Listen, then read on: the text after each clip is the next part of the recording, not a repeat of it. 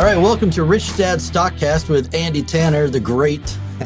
I just did that to irritate you, Andy. I know. Don't say that stuff. It's all right. Today's episode is called "How to Escape the Rat Race," and I like to add using stocks, but Andy will probably get mad at that too. But we'll discuss that in a minute.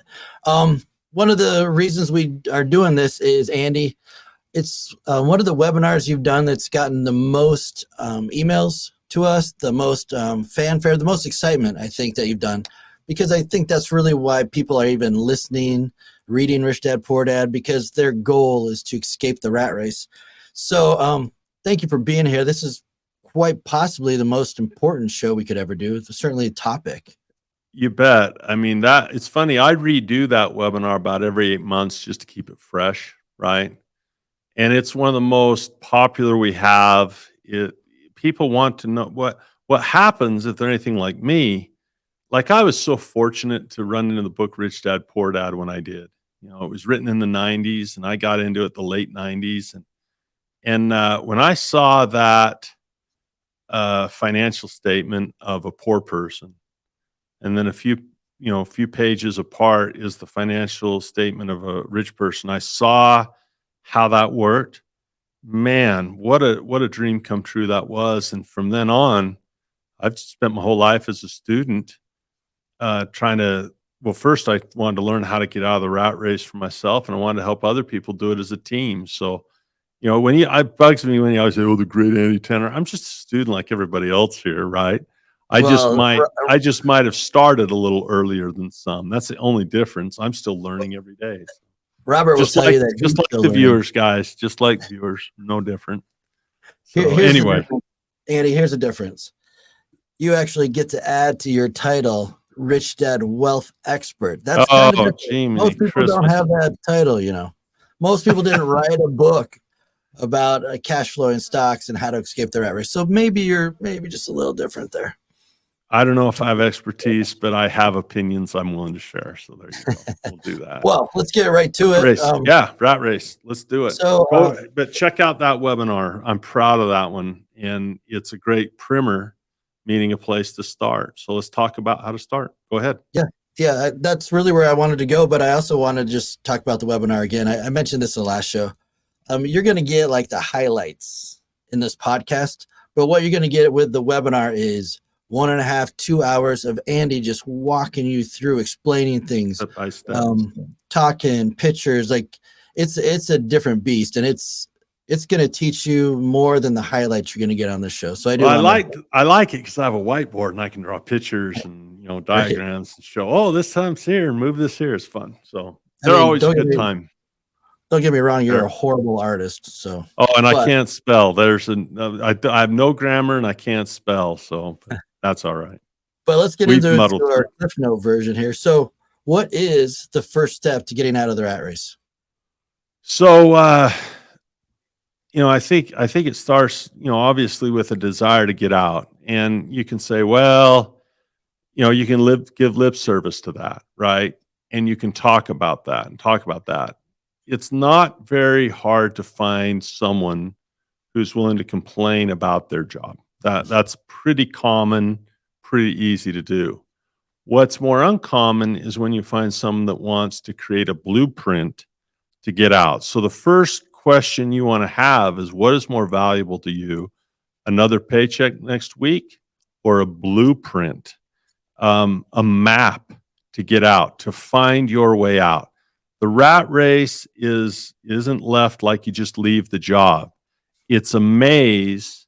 It's a route. It's a building you build. It's a blueprint. It's a plan. And so what my wife and I do, and I mentioned this on our YouTube broadcast a lot, and I don't apologize for repeating it because people don't do it.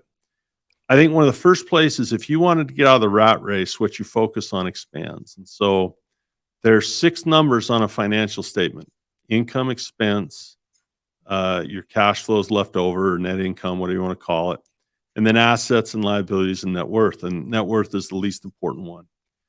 But you measure those 6 and you say, where am I now?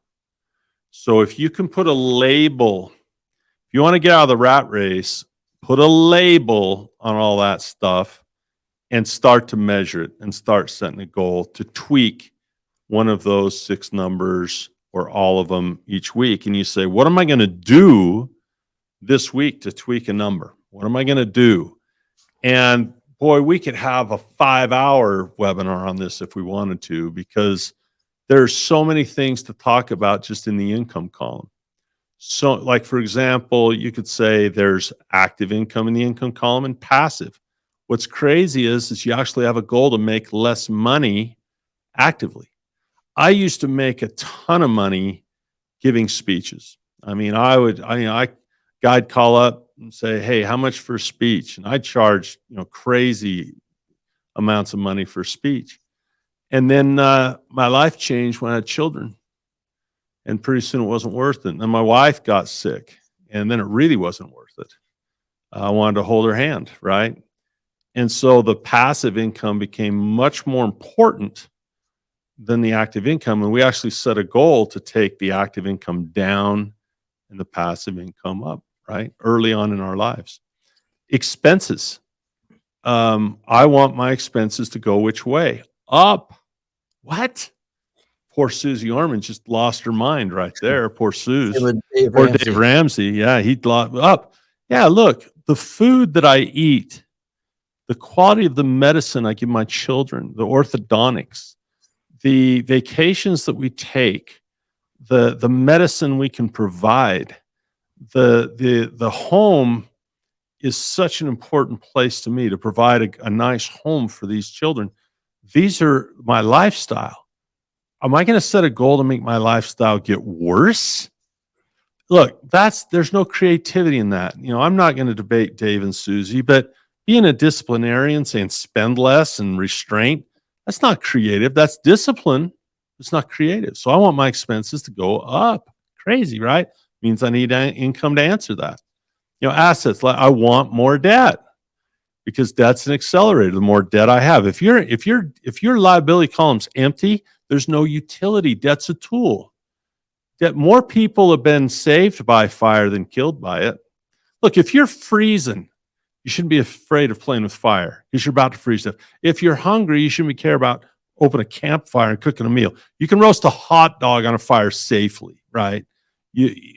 So the first step to get out of the rat race is you get that financial statement out, play cash flow game, do it virtually, learn how that stuff works, and then bring that into your own financial statement and have a meeting once a week where we look at those numbers, we start setting some goals. So that's the first step, I think, to getting out in the rat race is say, hey, I'm going to get Betty the bookkeeper, and I'm going to start keeping books. I'm going to start paying attention to these numbers, and I'm going to have a project. And then at that point is when you can start to build a blueprint. Say, okay, here I am now. I know where I'm at. Because the first, if someone asks directions of where to go, you have to start with where you're at. If you don't know where you're at and you don't know north, south, east, or west, you're done right there. You have to know where you're at. Once you are oriented and you know where you're at and the project is now finite, now you can say, all right, this is what it takes. Here's my expense number. Here's my passive income number. I got to engulf the expense number with it.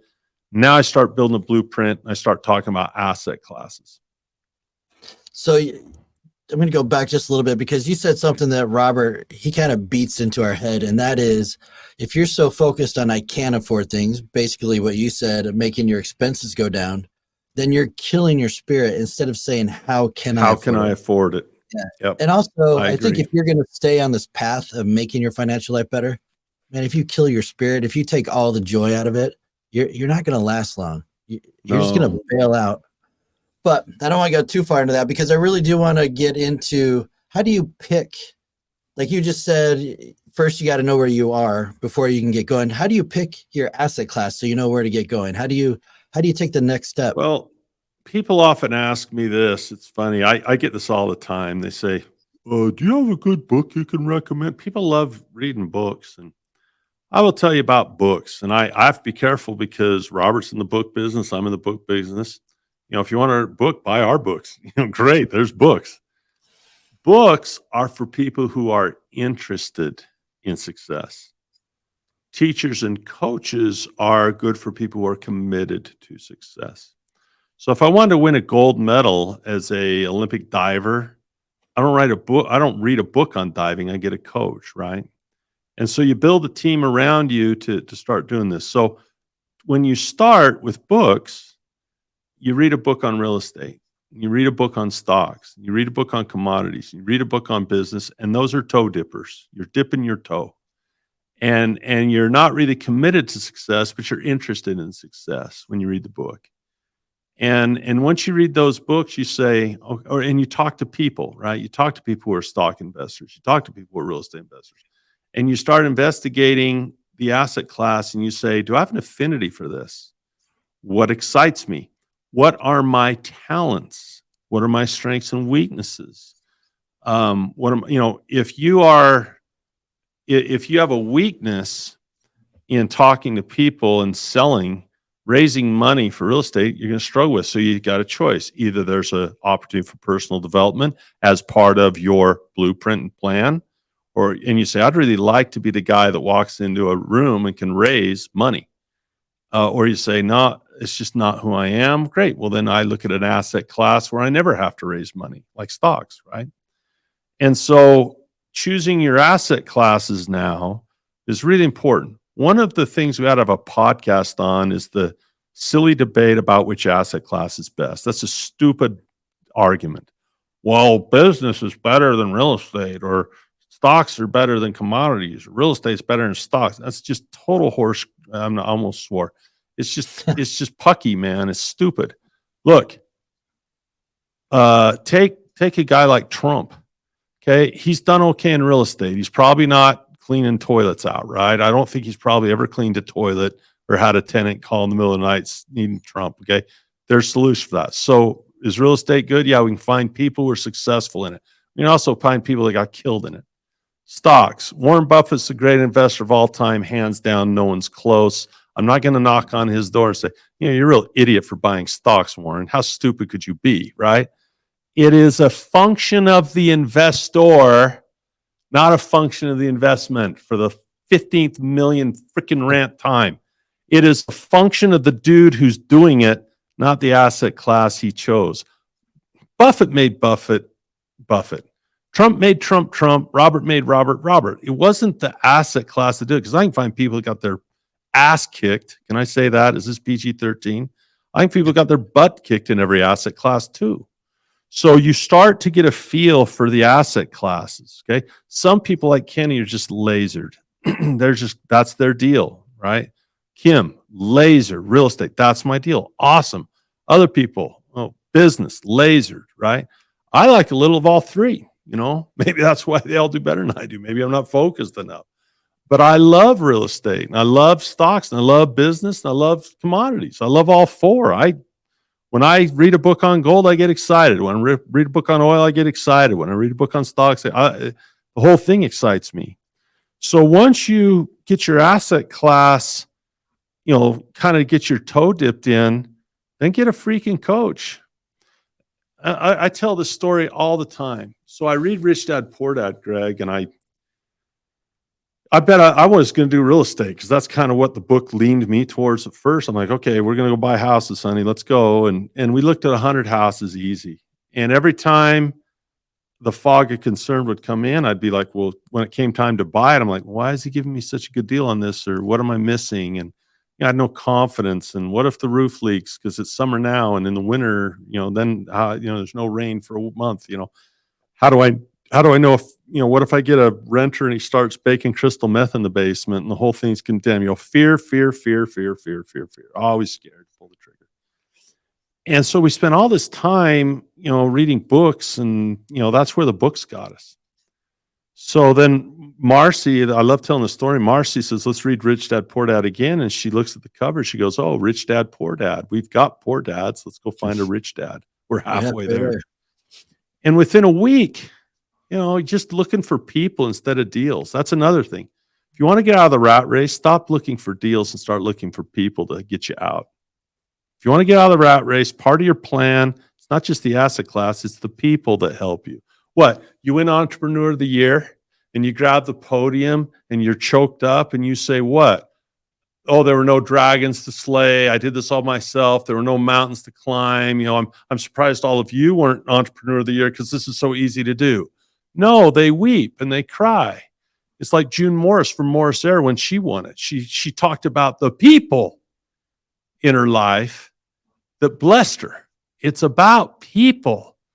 And so part of your blueprint is asset class, and part of your blueprint is people. So I go to this party, and there's this guy named Greg, as a matter of fact, and he and I were old basketball buddies from 100 years ago. And well, what are you up to? Oh, I'm doing this. What are you up to? Oh, I'm a real estate investor. What? And I said, and I gave him 10 grand. I said, look, I've been fighting this. I don't know. Here, 10 grand if I can just follow you around for a week. He thought I was stalking him. He really thought, what? He says, are you serious? I go, you and Marcy be in my office Monday morning. We bought a house that Wednesday. 3 days. That's the difference between books and mentors. That Wednesday, he walked us through it, helped us find the house. It's boom. A little 3,000 square foot house, all one level. It was great. And it was the first one we ever bought. And it was $500 a month cash flow right there, 3 days. That's incredible. So what review? A, find out where you're at. Write down your 6 numbers, right?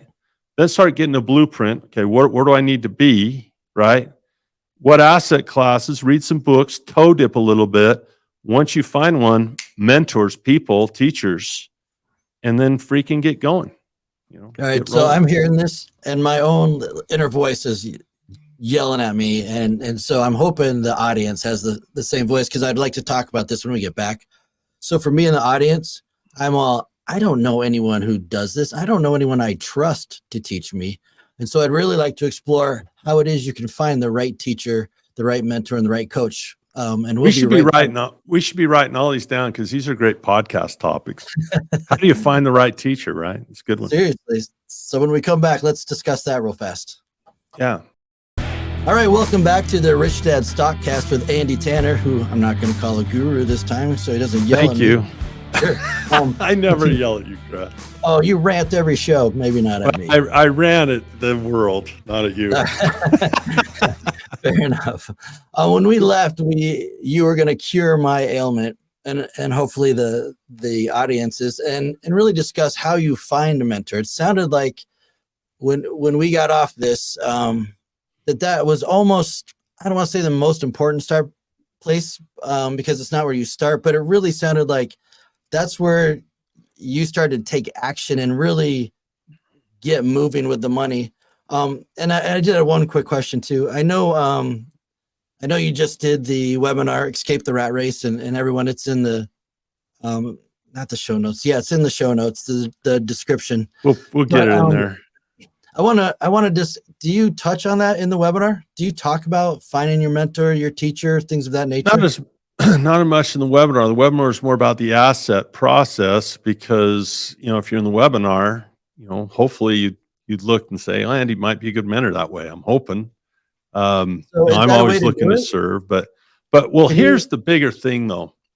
When I say you go with assets and you also go with people, Robert says 1,000 times, it's a team sport, right? And you're going to upgrade these as you go along. You find the best you can. And, I do it a lot through networking. For example, the first accountant I had is not the accountant I have now, right? So my first accountant, he was small, but I had a buddy that was in business. I said, who's your accountant? He says, it's this guy. Okay. Was he good to you? Yeah. You paid less in taxes since you? Yeah. Okay, great. Started with him. But as my business and my assets and my life expanded and got a little bigger, now I meet Tom Wheelwright. Boom, upgrade, right? Immediately, right? You upgrade that. So, right now, Warren Buffett's not available to mentor me once a week, right? And he would be the guy if I could choose one guy. So I watch him from afar. When he makes a move, I'm interested. I follow what he does. I read what he writes, right? I follow that.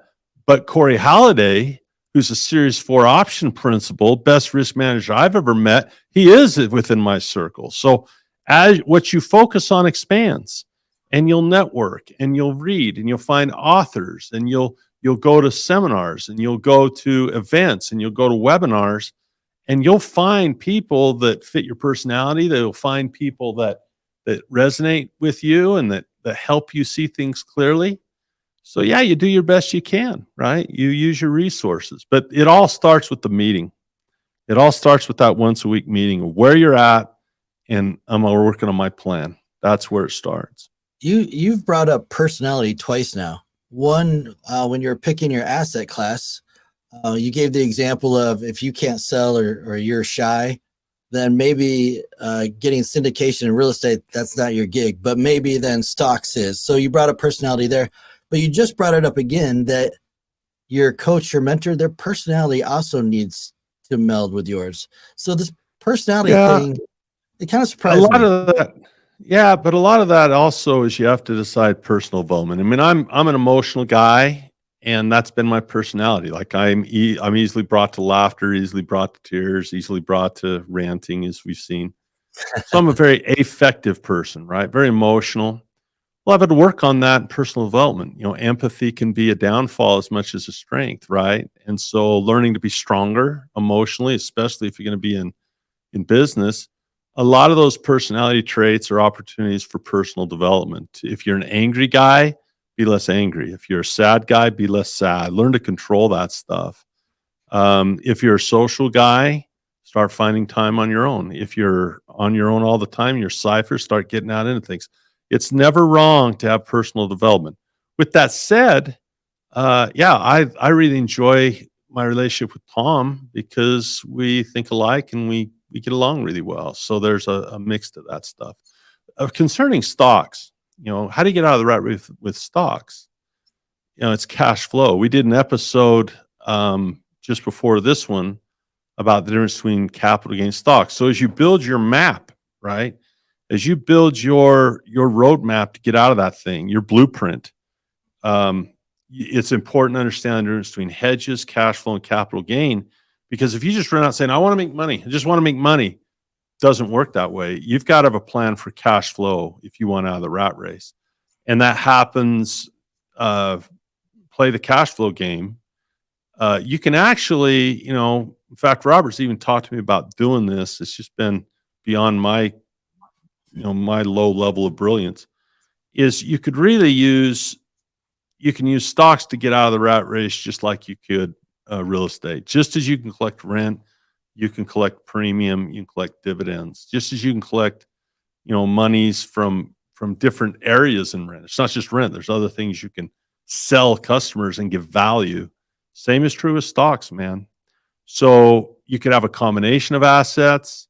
You know, my wife has done, you know, the real estate in my house, except for the syndications. That's easy. You write a check, but the actual, you know, homes that we've purchased, whether we flipped them or kept them, she's been the vanguard in that effort, and I've been the vanguard in the stocks and business efforts. So, yeah, there's all kinds of ways to use stocks to get out of the rat race, and it can be a great combination. You know, think about it.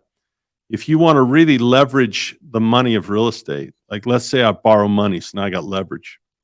Let's say I get $1,000 from, you know, a property that cash flows.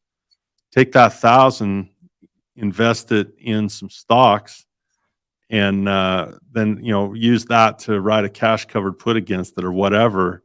And now you've taken that money and literally compounded it again off the same debt. I mean, it's just really cool how you can use those things in tandem one with another. And to see how many times you can take $1 and compound it before you spend it. It's I first learned about option trading when I read Robert's third book, Guide to Investing. He really Rich gets Dad's into Guide to Investing. Do I have that on the he shelf really gets here? into that. A big one. I do, right there. I was gonna say, Yep. there's no way you don't. Yeah, that was a really fun one. I kind of like when Robert came out with Rich Dad, I was like a lot of people. I just wanted to binge read anything he wrote. I just couldn't get enough of it. So I loved the cash flow quadrant, man. That thing was like, I was like, are you kidding me? Talk about a sequel. I mean, that was like Star Wars and the Empire Strikes Back. And, you know, Rich Dad's Guide to Investing, like Return of the freaking Jedi, because it was this thick. And Yeah. I swallowed those up. But I didn't start doing stuff until I had a mentor to say, here's how you do the stuff. And it's a team, you know, accountants, attorneys, teachers, mentors, helpers, bookkeepers, your spouse. It's a team. So that's another question. You had mentioned you had a bookkeeper, a good bookkeeper, and then you upgraded to Yeah. Tom Wheelwright. Was it important that Well, was my bookkeeper is Laurie, so that's different. And I'm Laurie sorry, keeps us your going. tax. Accountant, yeah, I upgraded Right. accountant is what I But did. Laurie's still our what if you bookkeeper. would have started with Tom? Would it have been Awesome. the same? Oh, Yeah.